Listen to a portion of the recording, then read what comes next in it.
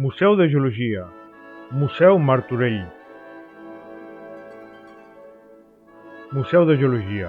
Museu Martorell. Fundat el 1882. Arquitecte Antoni Rovira i Trias. 1816-1889. Passeig Picasso, Parc de la Ciutadella. El Museu Martorell, situat dins del Parc de la Ciutadella, és un edifici d'estil neoclàssic dissenyat per l'arquitecte Antoni Rovira i Trias. Va ser construït el 1882 per albergar el llegat de Francesc Martorell, una destacada col·lecció d'història natural i geologia. L'edifici s'inspira en l'arquitectura hel·lenística, amb una única planta molt allargada. A l'entrada hi ha un porxo amb columnes estriades, que sostenen un frontó triangular sobre cartel·les, amb l'escut de Barcelona al timpà, envoltat de decoració vegetal.